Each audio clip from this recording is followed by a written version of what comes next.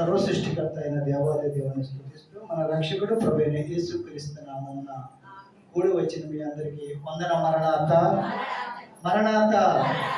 అందరూ బాగున్నారా? మరొకసారి దేవుడు మీ మధ్యకి నడిపించారు. దేవుడు సహోదరుడు కిరణ్ వారి యొక్క కుటుంబంలో చేసినటువంటి కార్యములను బట్టి, మీరందరూ చేసిన ప్రార్థనను బట్టి, దేవుడు చేసిన గొప్ప కార్యాలను బట్టి 7 వారాలు అంటే సంపూర్ణంగా దేవుని సన్నిధిలో గడపడము. 7 అంకి దేనికి సాదృశ్యం అంటే సంపూర్ణతకు సాదృశ్యం. అంటే 7 వారాలు వెళ్తే సరిపోతుంది కదా అని కాదు, సంపూర్ణంగా దేవుని సన్నిధిలో ఉండమని అర్థం. దైవజనుల యొక్క భావం ఏమిటంటే 7 వారాలు అనే దానికి ఏంటంటే సంపూర్ణత. అంటే నీవు సంపూర్ణంగా ఎక్కడ ఉండాలని దేవుడు ఇష్టపడుతున్నారు? దేవుని యొక్క సన్నిధిలో. అందుకే సంపూర్ణతను సూచిస్తూనే 7 వారాలు అయ్యారు చెప్పారు. కానీ దాని యొక్క భావం సామ్యుల గ్రంథము 12వ అధ్యాయము 24వ వచనములో, ఎందుకంటే సమయం లేదు కనుక త్వరగా, ఆయన మీ కొరకు ఎన్ని గొప్ప కార్యములు చేసినో అది మీరు తలంచుకుని మీరు యెహోవా యందు భయభక్తులు కలిగి నిష్కపటులై పూర్ణ హృదయముతో ఆయనను సేవించుట ఆవశ్యకము. ప్రార్థన చేసుకుందాం. మహాపరిశుద్ధుడైన నా ప్రియ పరలోకపు తండ్రి, మరొకసారి ప్రభా, సంఘములో కుటుంబంలో చేసిన అద్భుత కార్యాలు, ఆశ్చర్య కార్యాలను బట్టి, మహిమ కార్యాలను బట్టి ఎన్నో సోదరులు ఆపదలు, శ్రమలు, ఇబ్బందుల నుండి ప్రభా నువ్వు కాపాడే దేవుడువు, తప్పించే దేవుడువు, ఆదుకునే దేవుడు, సహాయకుడువు, ఆశ్రయ దుర్గమమే తండ్రి. మా కోట కొండవేసినందుకు నీకు వందనాలు. మీ దయా కటాక్షములను బట్టి, కృప వాత్సల్యతను బట్టి, మీ కరుణ కటాక్షములను బట్టి ప్రభా, మీ దయ వలన మేము జీవిస్తున్నాం, సలిస్తున్నాం, బ్రతుకుతున్నాం ప్రభా. మీరు చూపిన మహాప్రేమను బట్టి నీకు వేలేని స్తుతులు, స్తోత్రాలు. మరొకసారి ప్రభా నీ పాద సన్నిధిలో చేరి 7 వారాలు సంపూర్ణంగా ప్రభా నీ సన్నిధిలో ఈ విధంగా నిన్ను స్తుతించుటకు, ఘనపరచుటకు, మహిమపరచుటకు మాకు ఇచ్చిన ఈ తరుణమును బట్టి నీకు వందనాలు తండ్రి. ఈ యొక్క వారము ప్రభా సంపూర్ణ వారం ఏంటండగా నిన్ను సంపూర్ణంగా స్తుతించే కృప దయచేయండి. దేవా అందరితో మీరు మాట్లాడండి ప్రభా.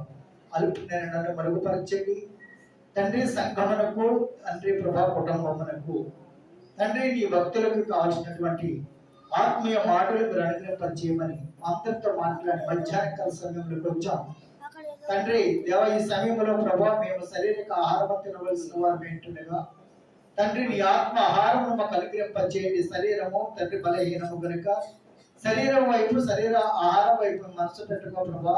జీవాహారమైన నీ వాక్యం వైపు మనసు పెట్టే కృపను మాకు దయచేయమని యేసు ప్రభువు నామమున ప్రార్థించి వేడుకున్నాం పరమ తండ్రి, ఆమేన్. ప్రభునందు ప్రియమైన వాళ్ళారా, ఆయన మీ కొరకు ఎన్ని గొప్ప కార్యములు చేసినో అది మీరు తలంచుకొని, అంటే దేవుడు చేసిన కార్యాలను మనం ఏం చేయాలట? తలంచుకోవాలి. ఎలా తలంచుకోవాలి? తలంచుకోవడం అంటే ఏంటి? ప్రకటన చేయాలి, ఆయన కార్యాలు సాక్ష్యారూపముగా చెప్పుకోవాలి. కృతజ్ఞతలమై మనం కృతజ్ఞతాస్తుతులు చెల్లించాలి. ఆయన చేసిన కార్యాలు తలంచుకోవడం అంటే కృతజ్ఞులై ప్రభువా, నీవు మమ్మల్ని ఈ స్థితిలో నుండి ఈ స్థితిలోనికి తీసుకొచ్చావు. మా మరణ ఛాయల్లో నుండి మమ్మల్ని జీవంలోనికి మమ్మల్ని తీసుకొచ్చావు. మాకు ఇచ్చినటువంటి ఈ స్థితిని బట్టి, మాకు ఇచ్చిన ఆరోగ్యాన్ని బట్టి, మాకు ఇచ్చిన మా కుటుంబంలో సమాధానాన్ని బట్టి నీకు కృతజ్ఞతాస్తుతులు చెల్లించుచున్నాము. అంటే దేవుడు చేసిన కార్యాలు తలంచుకోవడం అంటే మర్చిపోకుండా దేవుడు నీ పట్ల కార్యము చేశారు అంటే ఎందుకంటే ఆయనను మహిమపరచుట కొరకే, ఆయనను ఘనపరచుట కొరకే. ఏదో చేశాడు కార్యం వెళ్ళని నీ ఇంటిలో నువ్వు ఏదో దేవుడు కార్యం చేశాడని నీకు నువ్వు అనుకుని మనసులో పెట్టుకోవడం కాదు, జనములలో నువ్వు ప్రకటన చెయ్యాలి. అంటే దేవుడు నీ కార్యం ఎందుకు చేశాడు, ఆయన ఎంత గొప్పవాడో, ఆయన ఎంత మహిమ గలవాడో, ఆయన ఎంత ప్రేమామయుడో, ఆయన ఎంత దయాదాష్టపూరుడో, ఆయన నీ పట్ల ఎంత సహాయం చేయగలవాడో నువ్వు రుచి చూచిన నీవు ఎదుటి వారికి ఆ సాక్ష్యాన్ని చెప్పగలగాలి. అది దేవుడిని తలంచుకోవడం అంటే. దేవుడు నీ పట్ల ఎన్నో గొప్ప కార్యాలు దినదినము మనం జీవించుతున్నామంటే ఆయన యొక్క గొప్ప కార్యాలు. మనం గాలిని ఊపిరిని పీల్చుకుంటున్నామంటే అది దేవుని యొక్క కార్యం. కరోనా దినములు ఎంతమంది ఆక్సిజన్ లేక చచ్చిపోయారు? ఉచితంగా ఆక్సిజన్ మనం పీల్చుకుంటున్నాం. అది ఏమన్నా కొంటున్నామా? ఆక్సిజన్ ఇల్లుగంతా ఎప్పుడు తెలిసింది మనకి? కరోనా టైంలో తెలిసింది. ఎన్ని లక్షలు పెట్టిన ఆక్సిజన్ దొరకలేదు. అటువంటిది దేవుడి మహాకృపను బట్టి ఆయన ఆక్సిజన్ మనకి గాలి ద్వారా దేవుడు పీల్చుకుంటున్నాం. అందుకే అపోస్తలుల కార్యముల గ్రంథము 17 అధ్యాయంలో అంటే ఆయన ఊపిరి మనల్ని బ్రతికిస్తుంది. చూడండి 17 అధ్యాయంలో 26 అనుకుంటాను. అపోస్తలుల కార్యముల గ్రంథం మరియు యావత్ భూమి మీద కాపురముండుటకు ఆయన ఒకరి నుండి ప్రతి జాతి మనుషుల నుంచి అని పైన చదవండి 25. ఆయన అందరికీ జీవమును ఊపిరిని సమస్తమును దయచేయవాడు గనుక మనకి ఏదైనా పొందుకున్నట్టు మనుషుల చేతిలో అంటే ఆయన అందరికీ జీవమును ఊపిరిని ఏం చేస్తున్నాడు? సమస్తమును. అంటే ఆయన ఊపిరి వలనే మనం బ్రతుకుతున్నాం. అంటే ఆయనకు అసాధ్యమైనది ఏమీ లేదు. అందరికీ, నమ్మిన వారికి నమ్మని వారికి అందరికీ కూడా ఏం చేస్తున్నాడు? ఆయన ఊపిరిని. అంటే ఆయనలో ఏ భేదము లేదు, ఆయనకి ఎవరి మీద స్వార్థము లేదు. కానీ అందరికీ ఊపిరిని ఇస్తున్నాడు, జీవమును ఇస్తున్నాడు. ఆయన దయ వలన మనం ఏం చేస్తున్నాము? బ్రతుకుతున్నాము, జీవించడం. అంటే ఆయన చేసిన గొప్ప కార్యాలు మనం ఏం చేయాలంట? తలంచుకోవాలి. తలంచుకుని ఆయన ఏం చేయాలి? స్తుతించాలి, ఆయనే ఘనపరచాలి, ఆయన్ని మహిమ పరచాలి. అంటే దేవుడు చేసే కార్యాల నిమిత్తము మనం ఎల్లప్పుడూ కూడా దేవునికి స్తుతియాగము చేయాలి. స్తుతియాగము చేయడం వలన మన స్థితి మారుతాయి, మన పరిస్థితులు మారుతాయి. ఎప్పుడైతే దేవుడిని స్తుతిస్తామో అప్పుడే మన పరిస్థితులన్నీ కూడా మారుతాయి. మరి అక్కడ ఏమన్నా చూడండి, సామెతల్లోనే 1 సామెతల్లోనే 12:24 ఏమన్నాడు? ఆయన మీ కొరకు ఎన్ని గొప్ప కార్యములు చేసినో అది మీరు తలంచుకొని మీరు యెహోవా యందు భయభక్తులు కలిగి ఏంటంటే తలంచుకోవాలి, మనకే ఉండాలంట. అంటే నీ పట్ల ఆయన గొప్ప కార్యాలు ఎందుకు చేస్తున్నాడు? నువ్వు ఎలా ఉండాలని? ఇక్కడ నుండి అయినా నువ్వు ఎలా ఉండాలి? భయభక్తులు కలిగి ఉండాలి. దేవుడు గొప్పవాడని తెలుసుకుని, ఆయన సమస్తమును చేయగలవాడని, సమస్తము కార్యాలను జరిగించగలదాడని ఆయన ఏం కలిగి ఉండాలంట? భయభక్తులు కలిగి ఏమన్నాడు? నిష్కపటులై. ఏ కపటము ఉండకూడదు. సంఘములో ఏముండకూడదట? కపటం ఉండకూడదు. ఏ దేవుడు నీ పట్ల గొప్ప కార్యాలు చేయాలి అంటే ఆయన యందు భయభక్తులు కలిగి ఉండాలి. నిష్కపటంలో ఏ కపటం ఉండకూడదు, ఎవరి మీద స్వార్థం ఉండకూడదు, ఎవరి మీద కపట ఆలోచనలు ఉండకూడదు. అప్పుడే నీ పట్ల దేవుడు ఏం చేస్తాడు? గొప్ప కార్యాలు చేస్తాడు. ఆయన కార్యాలు మనం పొందుకోవాలంటే కపటం లేని మనసు మనకు ఉండాలి. కపట సహోదరులు చాలా మంది ఉంటారు. కపటం అనేది అది మనిషిని క్షీణింపజేస్తుంది, మనిషిని నాశనము చేస్తుంది. ఎటువంటి కపటము మనలో, ఎందుకంటే జరిగించేవాడు ఆయన, మనకెందుకు? సర్వాధికారి అయిన దేవుడు ఎవరిని ఎటు పోనిస్తాడో పోను, నీకెందుకు ఆ కపటము? మనం ఎవరి మీద కపటము? నీకేమన్నా లోపం అనిపిస్తే నువ్వు దేవుడికి అప్పగించు, అంతవరకైనా మనం కానీ ఎవరి మీద మన కపటము. అందుకే దేవుడు ఏమన్నా నిష్కపటులై ఉండమన్నాడు. చూడండి, అబ్రహాముతో దేవుడు చక్కగా మాట్లాడతాడు. చూడండి, ఆదికాండము 17:1 అబ్రహాముతో దేవుడు మొట్టమొదటగా అయినప్పుడు యెహోవా అతనికి ప్రత్యక్షమై నేను సర్వశక్తి గల దేవుడు. ఆయన ఏం చెప్తున్నాడు అబ్రహాముతోటి? మీరందరూ ఏమన్నాడు? ఆయన సర్వశక్తి గల దేవుడిని. ఆయన ఏమై ఉన్నాడో చెప్పుకుంటున్నాడు అక్కడ. ఆయన ఏమై ఉన్నాడో, ఆయన ఏం చేయగలడో, ఆయన దగ్గర ఎంత శక్తి ఉన్నదో ఆయన చెప్తున్నాడు. ఆయన సామర్థ్యం ఏంటో ఆయన చెప్తున్నాడు. ఆయన ఎటువంటి వాడంట? నేను సర్వశక్తి గల వాడిని, నాకు అసాధ్యమైనది ఏమన్నా. ఆయన సమస్తమును ఆయన కళ్ళకి తేటగా కనబడుతుందండి. ఆయన కంటికి సమస్తము తేటగా ఎక్కడెక్కడ కనబడుతుంది? మీ హృదయ అంతరంద్రియములు కూడా ఆయనకి ఏం కనబడుతున్నాయి? తేటగా కనబడుతున్నాయి. మన హృదయ అంతరంద్రియములు ప్రతిదీ కూడా ఆయనకి కనబడుతుంది. మన ప్రతి భాగము కూడా ఆయనకి కనబడుతుంది. ఎందుకంటే నిర్మించిన వాడు ఆయనే. అందుకే ఆయనకి మరుగైనది ఏమీ లేదు. అందుకు మనం ఎవరి మీద కపటం చూడడం అవసరం ఏమి లేదా. నేను సరే అబ్రహాముతో చెప్తున్నాడు, నేను సర్వశక్తి గల దేవుడును, నా సన్నిధిలో నడుచు చెరపడట. నా సన్నిధిలో నడుచు అంటే ఎక్కడ ఉండమన్నాడు? ఆయన సన్నిధిలో ఉండాలి. సన్నిధి స్త్రీలు ఏర్పాటు చేశారని సోదరులు చెప్పారు. కానీ సన్నిధి స్త్రీలు ఇప్పుడు దేవుడు సర్వశక్తి గల దేవుడు అని ఎక్కడ ఉండాలి? ఇప్పుడు సన్నిధిలో ఉండాలి. సన్నిధి విడిస్తే దాని సన్నిధి స్త్రీల యొక్క అర్థం ఏమి? సన్నిధి విడిస్తే ఆయన సన్నిధిలో ఏం చేయాలంట? నడుచుచు. ఎలాగ నడకంటే ప్రవర్తన, యోగ్యమైన ప్రవర్తన కలిగి ఉండమన్నాడు. నడకండి ఏంటి? యోగ్యమైన ప్రవర్తన, దేవునికి అనుకూలమైన ప్రవర్తన, ఆయనకు ఉత్తమమైనటువంటి ప్రవర్తన. మార్తా మరియా ఉన్నారు. మరి అక్కడ కూర్చోంది ఆయన పాదం అదే అంటే ఉత్తమమైనది ఆవిడ. అంటే నువ్వు ఒక సన్నిధి స్త్రీరాలు అయ్యావంటే ఉత్తమమైన దానిగా నువ్వు పెంచబడ్డావు. అయితే ఇప్పుడు ఎక్కడ ఉండాలి నువ్వు? ఆయన సన్నిధిలో ఉండాలి. నేను సర్వశక్తి గల దేవుడిని, నా సన్నిధిలో నడుచుచు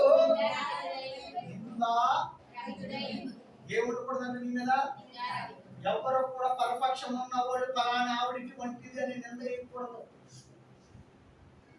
పలానా అతను ఎటువంటి వాడని నింద ఇది వరకు జరిగిపోయింది. కానీ ఇప్పుడు నుండి నీ మీద ఏమి రాకూడదు? కాపాడుకోవాలి. నడకండి ప్రవర్తననే కాపాడు. ఇప్పుడు నుండి సన్నిధి పరురాలంటే ఎలా ఉండాలంటే, లోకాసువార్తలో ఒక స్త్రీ ఉంది చూడండి, ఒక ఎలోరాలు ఉంది. లోకాసువార్త 2:7 ఒక ఎలోరాలు ఉంది.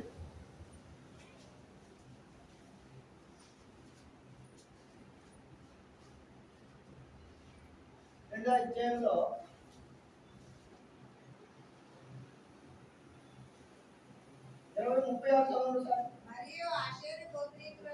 మరియు అషేరు గోత్రీకురాలును పెనీయేలు కుమార్తె అయిన అన్నాను ఒక ప్రవక్త ఉండెను.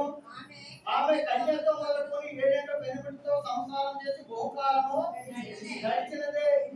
84 సంవత్సరాలు దేవాలయండి. దేవాలయముని విడవక, ఇది పెట్టుకోండి పైకి కాదు కానీ, దేవాలయముని విడవక ఉపవాస ప్రార్థనలతోనూ రేడియం పగలను సేవ చేయుచుండి. ఏం చేస్తున్నదట? రేడియం పగలను ప్రార్థనలు చేస్తూ, ఉపవాస ప్రార్థనలు చేస్తూ ఏం చేస్తున్నట? ఎవరి కొరకు? సంఘం క్షేమాభివృద్ధి కొరకు, ఆత్మల రక్షణ కొరకు, నశించిపోతున్న వారి కొరకు రేయి పగళ్ళు ఆవిడ ఏం చేస్తుందట? ఉపవాస ప్రార్థనలు చేస్తూ ఏం చేస్తుందట? సేవ చేస్తుంది. సన్నిధి స్త్రీల యొక్క సేవ ఏంటంటే ప్రార్థన. ప్రార్థన ఎప్పుడైనా సరే సన్నిధి స్త్రీల యొక్క ఉపయోగం ఏంటంటే ప్రార్థనా జీవితం. సువార్తకు వెళ్ళాలి, సువార్త సేవకుల కొరకు మనం ప్రార్థన చేయాలి. సన్నిధి యొక్క ఉపయోగం ఏమిటంటే ఎప్పుడు చూసినా ప్రార్థన చేస్తూనే ఉండాలి. రేపగలు ఆవిడ ఎటువంటిదన్నా ప్రార్థనలు అంటే నిందారహితులుగా ఉండాలంటే నువ్వు ఎప్పుడు ప్రార్థనలో ఉంటే నిందారహితురాలుగా. ఎవరు నీ మీద పరపక్షం ఉన్నవాళ్ళు నింద వేయడందుకు సరిపోదు. ఎందుకంటే నువ్వు ఎప్పుడెప్పుడు ఎక్కడుంటావు? దేవుని సన్నిధిలో రేయి పగలు ఏం చేస్తూ ఉంటావు? రేయి పగలు నీ పద సేవే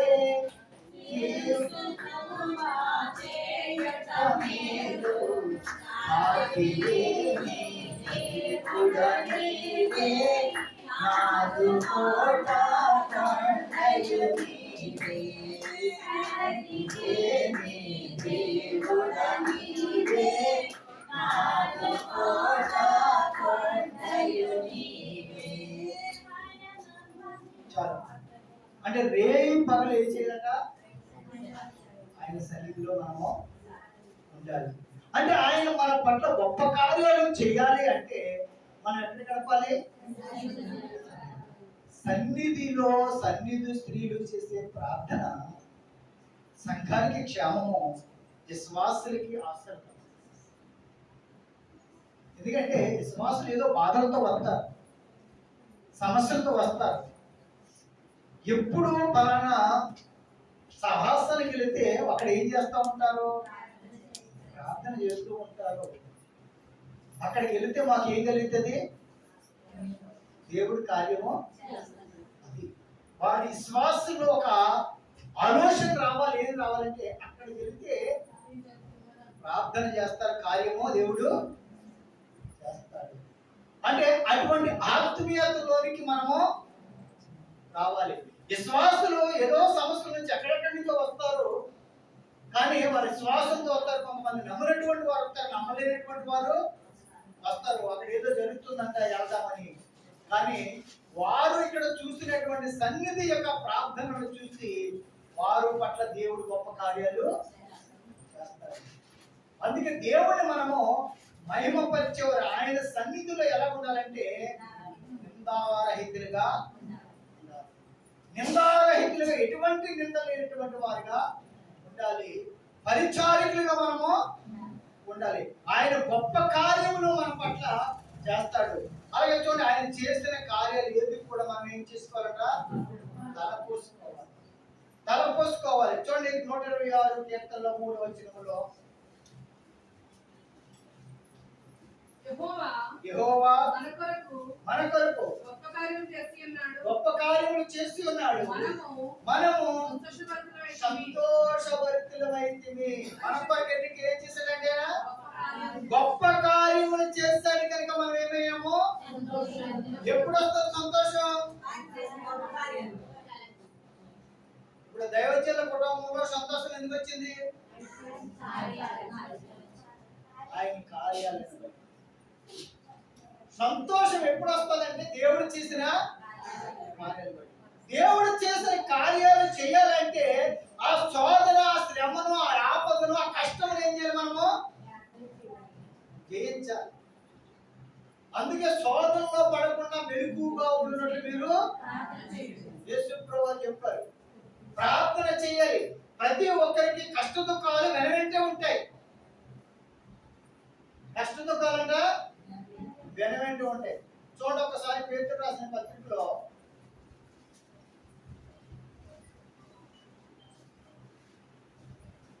పేతురు రాసిన పత్రిక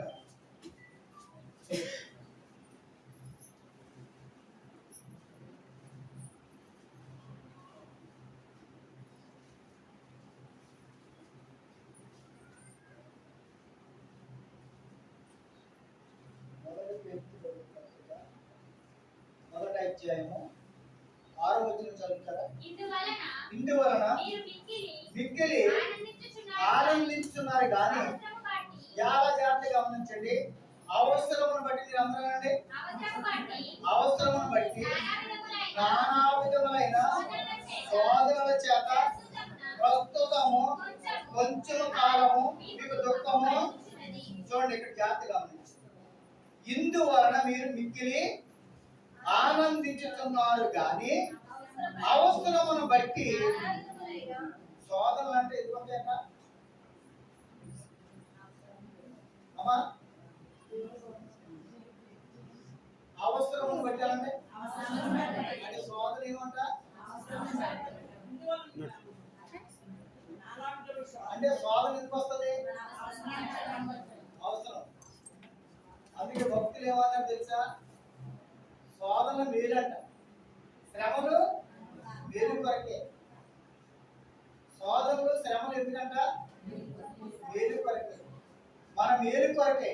అవసరమును బట్టి అంటే కొన్ని శోధనలు ఎందుకు వస్తాయంటే అవసరము. అది దేవుడు అనుమతించాడు కనుక అది మనకు అవసరము.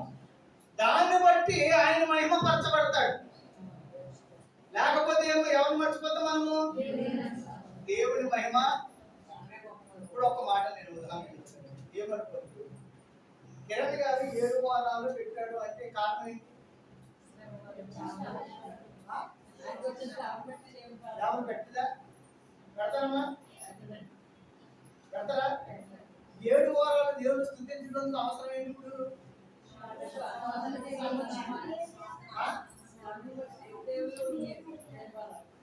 అవసరం. అది కనుక మిమ్మల్ని ఆత్మీయంగా బలపరచట కొరకు, కుటుంబంలో బలపరచట కొరకు 7 వారాలు సంపూర్ణ ప్రార్థన పెట్టడం కారణం ఏంటి? శోధన వచ్చింది కనుక. శోధన ఏమైంది? ఇప్పుడు అవసరమైంది. దేవుడు ఎందుకు పెట్టాడు? అది అవసరం. అందుకే ఇక్కడ చూడండి చాలా జాగ్రత్త. కొన్ని చాలా మంది అనుకుంటే మాకు శోధనలు వచ్చేసాయంటే శోధనలు కూడా ఎందుకు వస్తాయంట? అవసరమును బట్టి. అవి మనం మేలు కొరకే అనుకోవాలి. ఎందుకొరకే? మేలు కొరకే. అవసరమును బట్టి నానా విధమైన అంటే శోధన ఎలాగైనా ఉండొచ్చు. రోగం ఉండొచ్చు, లేకపోతే ఆర్థిక పరిస్థితులు ఉండొచ్చు, లేకపోతే ఏదో బలహీనతలు అవ్వచ్చు, ఇరుగు పొరుగు వారితో సమస్యలు ఉండొచ్చు. శోధన ఎటు నుంచి అయినా నానా విధములు, దానికి ఏమి కాదు, ఏముండదు, నానా అర్థాలు ఉన్నట్టుగా ఈ శోధనలు కూడా ఎలా ఉంటాయి? నానా విధములుగా ఉంటాయి. శోధనలు కూడా ఎలా ఉంటాయంటే ఇది ఎవరికి రాకూడదు, పగోడు కూడా రాకూడదు అంటాం, కానీ నానా విధమైన శోధనలు ఉంటాయి. ఇక్కడ నానా విధమైన శోధన చేత ఎంతకాలం అంట? ప్రస్తుతము. ఎంతకాలం ఉంటాయి? ఎంతకాలం ఉంటాయి? అందరూ చెప్పాలి. ఎంతకాలము? ప్రస్తుతము కొంచెము కాలమే. ఎంతకాలం ఉంటాయి? కొంచెం కాలం. ఆ కొంచెం కాలం కొంచెం ఓపిక పట్టాలి. అప్పుడు ఆ కొంచెం కాలం ఎంతో కాలం ఇవి కొంచెం కాలమే ఉంటాయి. ఎవరికి శోధనలు వచ్చినా ఎప్పుడు సంతోషం ఉండదు, ఎప్పుడు దుఃఖం ఉండదు, ఎప్పుడు శ్రమ ఉండదు, ఎప్పుడు ఆనందము ఉండదు. కానీ శ్రమలు ఎంతకాలం అంట? అంటే శ్రమ వచ్చినప్పుడు మనం ఏమనుకోవాలి? వచ్చావు కదా కొంచెం కాలం ఉంటా వెళ్ళిపోతాం. నా దేవుడు కొంచెం కాలమే అన్నాడు. శ్రమ వచ్చినప్పుడు ఏమనుకోవాలి మనము? కొంచెము శాశ్వత కాలం ఉండేవి. దేవుడు వాక్యం అది నమ్మాలి మనం. కొంచెం ఆమె నీకు దుఃఖము కలుగుతున్న కొంచెం కాలం మీకు దుఃఖము కలుగుతున్నది. తర్వాత 7వ వచనం, నశించిపో సువర్ణము అగ్ని పరీక్ష వలన శుద్ధిపడుతుంది కదా, దానికంటే అమూల్యమైన మీ విశ్వాసము ఈ శోధనల చేత పరీక్షకు నిలిచినదే యేసుక్రీస్తు ప్రత్యక్షమైనప్పుడు మీ మెప్పుకును మహిమకు ఘనతకును కారణమగును. చూడండి, దేవుని స్తోత్రం చెప్పడం సరే. ఇదిగో నశించుచున్న పోతున్న సువర్ణము అంటే ఇప్పుడు బంగారం ఎక్కడేసి మనం తయారు చేస్తారో పుటములు వేయాలి. పుటములు వేసిన తర్వాత అది ముక్కుది చేయాలన్నా చెవుది చేయాలన్నా గొలుసు చేయాలన్నా దాన్ని ఏం చేయాలి? కాల్చాలి. శుద్ధితో దానికి ఎంత శ్రమ చెప్పండి. దానికి ఎంత ఒక రూపంలోనికి దాన్ని చేయాలంటే కంసాలు దాన్ని ఏం చేస్తాడు? మనం ఏమంటాం, నువ్వు ఎక్కడో డిజైన్ కొట్టుకొచ్చేసి నెట్లో కొట్టుకొచ్చేసి ఈ డిజైన్ రూపంలో నాకు కావాలంటావు. కానీ ఆ బంగారాన్ని ఎప్పుడైనా ఆలోచించావా? కానీ నీకేం కావాలి? ఆ రూపమే. దేవుడు కూడా నేను ఏమంటాడంటే కంసాల దగ్గర పెట్టి నాకు ఈ రూపంలో ఈవిడ రావాలి అంటాడు. అప్పుడు ఏం చెప్తాడు కంసాలి?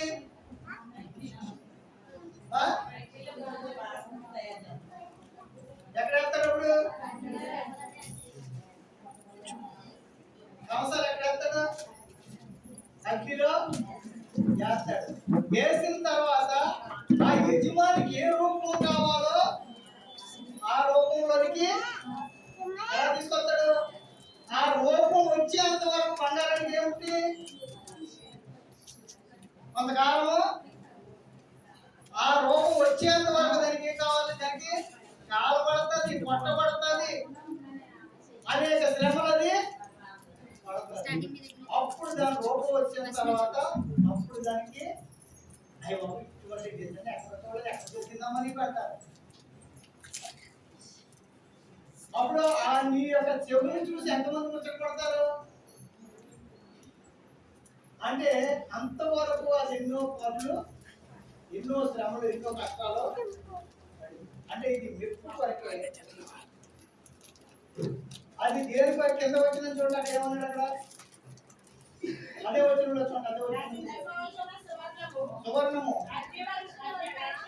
అగ్ని పరీక్ష వలన కదా, దానికంటే అమూల్యమైన అంటే మీ దానికంటే బంగారము కంటే అమూల్యమైనది విశ్వాసము. బంగారం నువ్వు ఎంత ఇలువగా దాచుకుంటావో నీ విశ్వాసము దానికంటే అమూల్యమైనది. ఎందుకు అమూల్యమైనది? నువ్వు బంగారం పెట్టుకెళ్ళి నువ్వు హాస్పిటల్లో పట్టుకెళ్ళి ఆ బంగారం పెడితే నీ అది ఇంకా పట్టడం. బంగారం అమ్మేసి నువ్వు డబ్బు అంతా పట్టుకెళ్ళి హాస్పిటల్లో పెడితే ఏమంటాడా? ఇంకా డబ్బు. కానీ నీ శ్వాసంతో నువ్వు ప్రార్థన చేస్తే దేవుడు కార్యము చేస్తాడు. ఏది విలువైనది? ఏది అమూల్యమైనది? నీ విశ్వాసము అమూల్యమైనది. అందుకే బంగారము కంటే నీ విశ్వాసం ఏమైందట? అమూల్యమైనది. అమూల్యమైన మీ విశ్వాసము ఈ శోధన చేత పరీక్షకు నిలిచినదే. అంటే ఇప్పుడు ఈ విశ్వాసం ఏమవ్వాలి? పరీక్షకి నిలవాలి. నిలవాలంటే మనం ఏం చేయాలి? దేవుని సన్నిధిలో గడపాలి. దేవుని సన్నిధిలో ఉంటే నేను నిలవగలదు. లేకపోతే అపవాది నిన్ను ఏం చేస్తాడు? అటు ఇటు పడతాడు. అందుకే దేవుని సన్నిధిలో నేను నిలిచినది యేసుక్రీస్తు ప్రత్యక్షమైనప్పుడు నీకు ఏం కలుగుతుందంట? మెప్పును మహిమయు ఘనతయు పలుకుటకు కారణమగును. అప్పుడు నీకు ఏం కలుగుతుంది? ఇప్పుడు ముందు శ్రమ, అప్పుడు ఏం కలిగింది? మెప్పు కలిగింది, ఘనత కలిగింది, మహిమ కలిగింది. అంటే కొంచెం కాలమే శ్రమ. అదే పేతురు పత్రికలో అదే పేతురు పత్రిక 5వ అధ్యాయం 10వ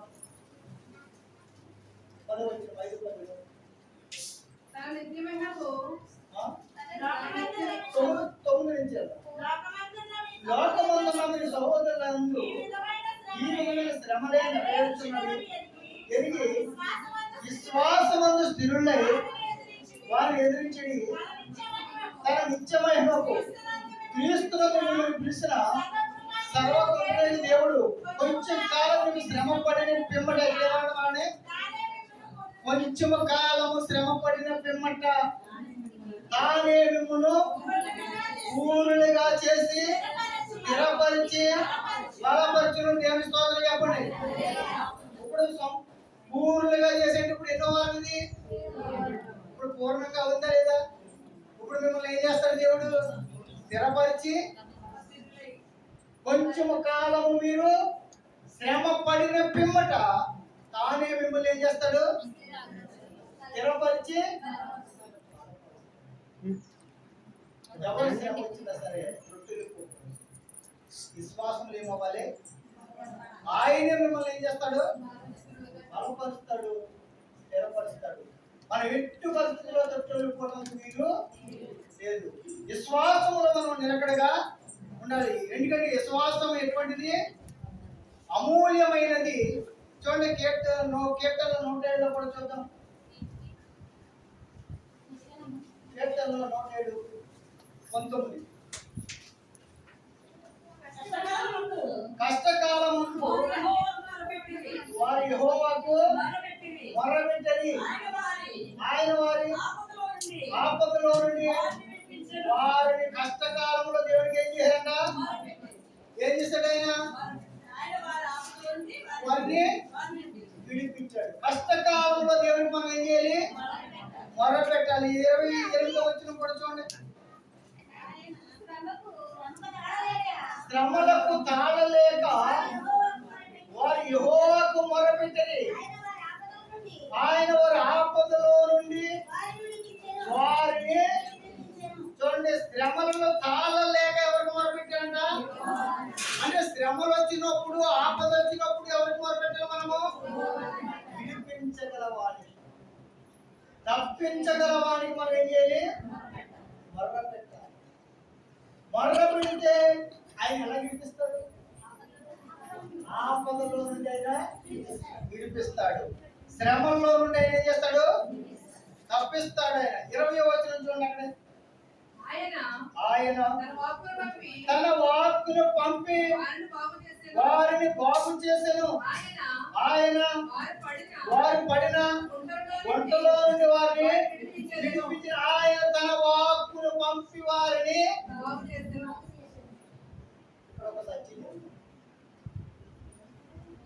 సర్వరోగ నివారణ. వాక్యము సర్వరోగ నివారణ. వాక్యము సమస్తము కలగజేసింది. వాక్యమే లేకుండా ఏమీ. ఆదియందు వాక్యం ఉండెను, సమస్తము ఆయన మూలముగా, ఆయన లేకుండా మనము ఆయన వల్ల కలిగిన వారము. ఆయన మనల్ని నిర్మించిన, ఆయన మనల్ని. అంటే వాక్యం అంటే ఎవరు? ఆ వాక్యమే కృపా సత్య సంపూర్ణుడిగా మన మధ్యకు. వాక్యము ఆయన వాక్యని పంపి వారిని బాగు చేసింది. జాగ్రత్త పట్టుకోండి. మాట ఆయన వాక్యని పంపి ఏం చేశాడంట? వారిని బాగు చేశాను. ప్రకటన గ్రంథంలో చూడండి 19:13. ప్రకటన గ్రంథము 19:13. రక్తములో ఉంచబడిన వస్త్రము వారిని ధరించుకుని ఉండెను.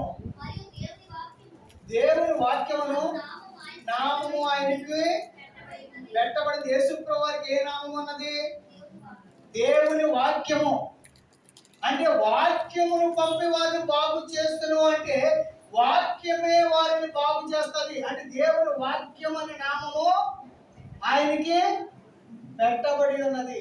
అంటే దేవుని వాక్యం, యేసు ప్రభు వారే దేవుని వాక్యం.